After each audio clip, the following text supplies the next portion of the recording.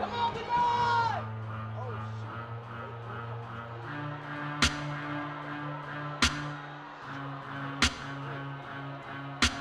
This is my documentary. I'm 16 years old. Birthday is July 13th, 1991. You know, Burn was real quiet, kind of shy, but slowly but surely he was coming up out of his shell. That's my little dude. He was my baby. I remember everything. I remember him running through the house with a camera, videotaping my house when it wasn't clean. He always was a good child. He always wanted to know everything. He asked a lot of questions. My mother didn't believe in you should follow somebody else, or you should always make your own path. I used to hang around with the younger crowd because there's so much negative influences out here that they need somebody to look up to, so I was always that person. My relationship to Bernard, he like my brother, my older brother. We've been cool for a long time. You know, he babysit my son, a young man. You know, Burn only 16 years old. Let me get my little son up in here. Say something. What's your name? Nazimoto. Now, how you get it? I get it how I live. How you live? I live how I look. How you look? Good. Yeah, boy. That's how we getting it out here. I didn't really want to be nobody. I wanted to be myself. I wanted to make my own impact. My uncle, my father, my mother, they always inspired me to get, you know, pushed through or go further or this and that because I'm multi-talented. Very creative. Music-wise, you know, especially. When I need an idea, I go to Bernard. Music production, the boy can rhyme, you know, very, very, very good as a scholar. He used to even play sports, but he don't even like to do that. Take up too much of his time. Start off with the drums, bring the strings in or the bass, bring in some guitars, some synths. Put it all together, I start editing, write my lyrics as if I write in my work. It's getting tight hard, so brothers need to know. Can you help me out, son? Should I stay or should I go? Cause now people thinking that's what's up, it's just a show. But now it's getting worse, so should I stay or should I go? Most important to me was my family because without them, I wouldn't be who I am or where I'm at. Because my family is the only people who really kept me pushing at that time. Mother, uncle, grandmother, grandfather, cousins. Burns all about family, nothing but love. I grew up with my father, but he wasn't like around as much as a regular father would be. That's why I had my great uncle look up to. To me, I thought he was more than that because he took care of Bernard and everything. He was like his father. He helped me raise them. He was good to them. When I said no, he said yes. They loved him to death. My Uncle Steve, he was like the coolest person you'll ever meet. He used to be a basketball player. He moved to Oklahoma to play basketball, so he was playing in Tulsa, Oklahoma, and he had one of the highest world records. He got put in the Hall of Fame. He played at a professional level. He ain't try to do no show-off stuff like they be doing now. Every Father's Day, I think about him because that's the day that I celebrate with him, other than my father. Bernard was taking care of him when he couldn't take care of Bernard, because he'd do anything for Bernard. He'd take him out, and now Bernard had to take care of him. What did Bernard do for him? Everything. Probably kept him alive as long as he did.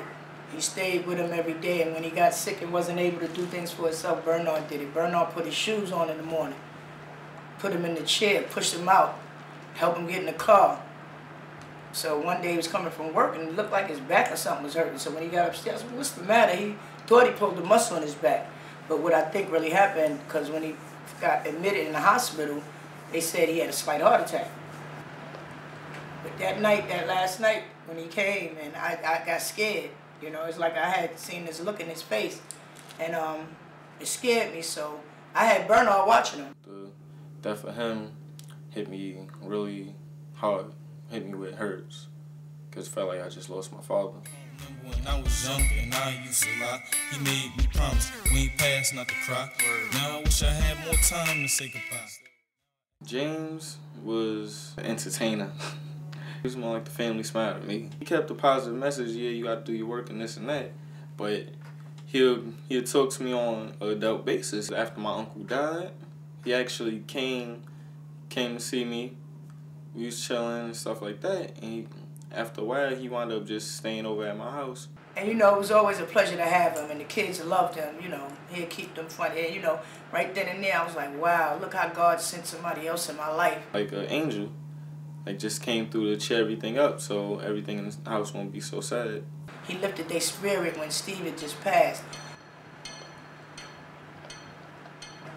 He was diagnosed with cancer like 3 years ago, like that. He would get sick, but I had him healthy. I had him up to like 165 pounds strong. My sister was taking care of him, and up until the time when he went to go take this bone marrow thing, you know, for his disease, and it affected him in a way where his body didn't accept it. They said they had a match, and so he agreed, you know, without, I mean, the only thing he asked me when he was going to hospital was would I be his health proxy. Well, that time my son was not a pretty sight. At that point, he was in type of like a coma for 30 days or something, 60 days. I saw him in his deathbed doing bad and stuff. I know he knew I was there. He probably couldn't say nothing, he probably couldn't talk, but he knew I was there. Don't say goodbye. Can we fall in love? Cable III, that's Bernard's grandfather.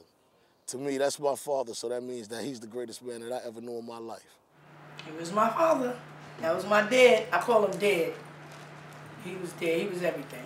He was like real cool. Whenever he'd be like, oh, you don't got no money, he'd give me some money too. He like real cool. Like the whole family is cool. Well, I call him Grandpop. He kept me pushing because he always believed like I was different. I was different from most of the kids out there. He saw something in me that probably looked familiar or looked like a good aura. They put him in a nursing home. I still don't know why. They found out, first they said it was bronchitis, and he had like emphysema. But then after a while, they put him in the hospital, and he just got worse and worse. What did he die of? He had a heart attack. They started working on him in cold blue or whatever they were doing, and slammed the door in my face. And I was just standing there, saying, oh my God. To see your father die, that's something that'll actually tear a person apart. Even though I'm doing this stuff about the 3 deaths and how it's affecting me, it affected her the same way, probably even worse. But it'd be real selfish of us to want the person to stay here and suffer. You know what I'm saying? And I always taught them, yeah, when it's time to go home, you go home. We have no say in the matter. As much as we might love a person, we can't keep them here forever.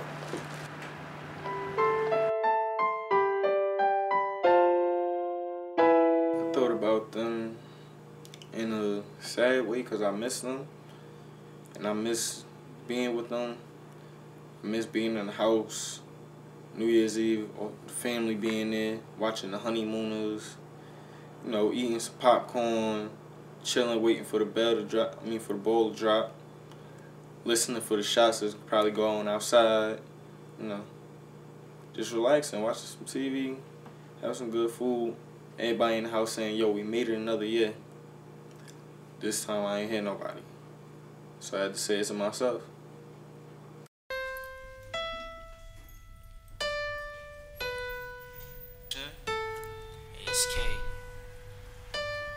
Let's go out to everybody.